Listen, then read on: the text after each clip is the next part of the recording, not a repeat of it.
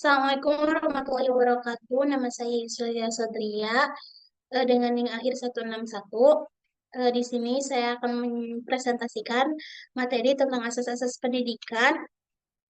Asas-asas pendidik, asas-asas pendidikan untuk memenuhi salah satu tugas UAS mata kuliah Ilmu Pendidikan Islam dengan dosen pengampu Ibu Dr. Syamia SPD IMPD.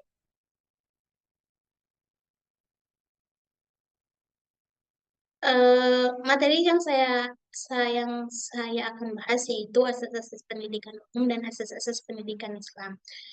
Sebelum itu, saya akan menjelaskan tentang pengertian dari pendidikan dan asas pendidikan. Nah, pendidikan adalah suatu proses pemberian pembimbingan atau pengajaran kepada peserta didik dalam rangka mencapai tujuan pendidikan Islam atau pendidikan. Nah, pendidikan juga berfungsi sebagai upaya memikirkan, merumuskan, dan mengembangkan potensi hidup manusia yang berupa kemampuan-kemampuan dasar dan kemampuan belajar setiap manusia.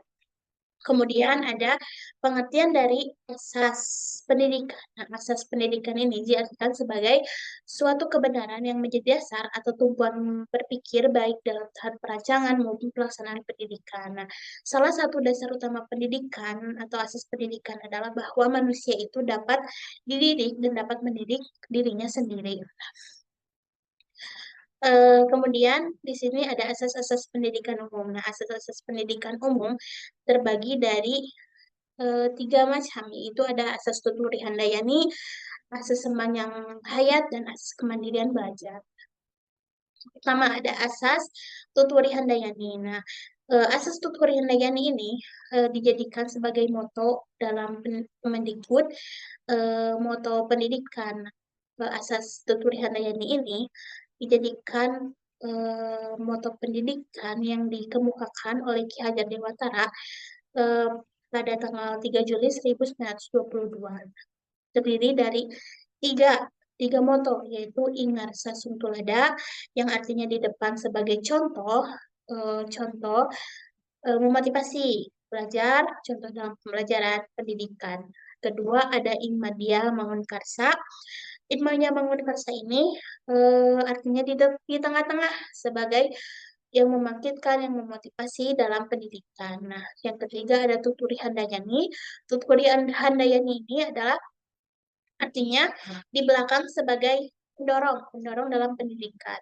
Nah, kedua ada asas belajar sepanjang hayat. Nah, dalam sisi lain ini pendidikan sepanjang hayat ini adalah pendidikan seumur hidup atau long life education. Nah, proses pendidikan sepanjang hayat ini dipakai juga atau merupakan asas internasional. Nah, asas belajar sepanjang hayat ini juga dikemukakan oleh UNESCO, yaitu Institute for Education di Harvard.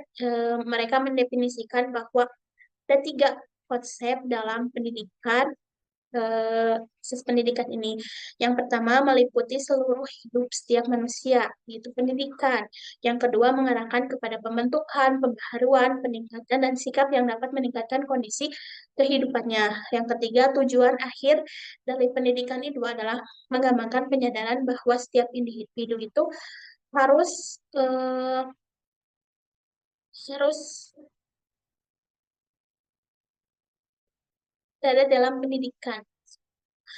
Yang ketiga ada asas kemandirian dalam belajar. Nah, asas kemandirian dalam belajar ini adalah asas dalam belajar akan mendapatkan guru sebagai peran utama dalam fasilitator dan motivator dalam pendidikan dan peran-peran lainnya sebagai peran informasi, organisasi dan lain sebagainya. Nah, yang kedua ada asas-asas pendidikan Islam. Nah, asas-asas pendidikan Islam sebenarnya asas pendidikan Islam itu berpedoman pada Al-Quran dan hadis. Nah, sama seperti tadi asas-asas eh, pendidikan yang umum, bahwasanya pendidikan Islam mau umum maupun pendidikan Islam eh, merupakan pendidikan sepanjang hayat gitu. Terdapat dalam mahfuzat yaitu utlubul ilma minal mahdi ilal lahdi, yaitu eh, tuntutlah ilmu dari buayan sampai ke liang lahat. Jadi belajar pendidikan itu tidak ada batasnya, tidak ada waktunya dari kita lahir sampai kita meninggal. eh, ya beres pendidikan itu, berhentinya pendidikan itu sampai kita ditempatkan di liang lahat gitu. Nah, eh, dari asas pendidikan Islam ini, saya mengambil dua asas yang dikutip dari Said Ismail bin Ali, yaitu ada asas ideal dan asas operasional.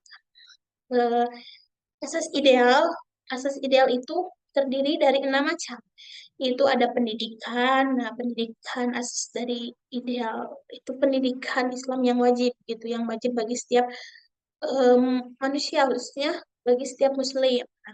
Kedua, ada pengembangan fitrah. Pengembangan fitrah yaitu pendidikan berperan penting dalam pengembangan fitrah. Jadi dari kita lahir dalam keadaan fitrah sampai saat ini, semoga pendidikan itu bisa mengembangkan eh, fitrah kita, mensucikan diri kita.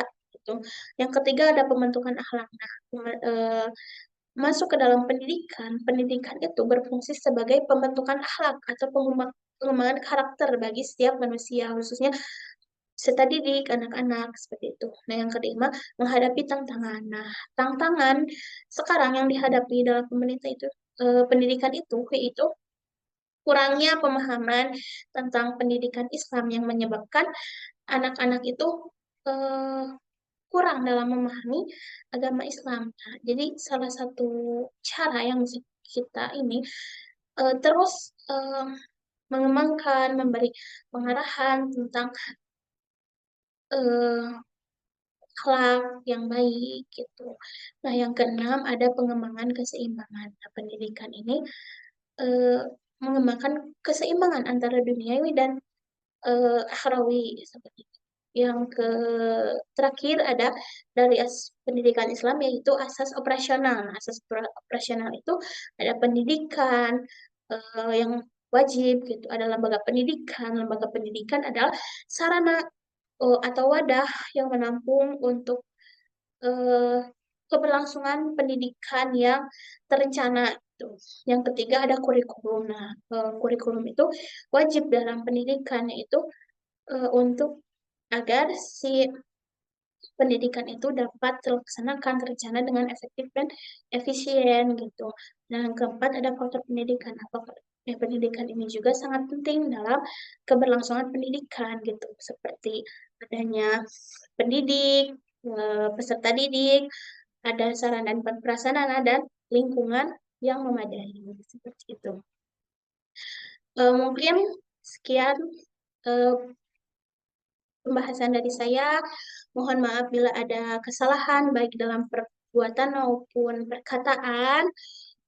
Terima kasih. Wassalamualaikum warahmatullahi wabarakatuh.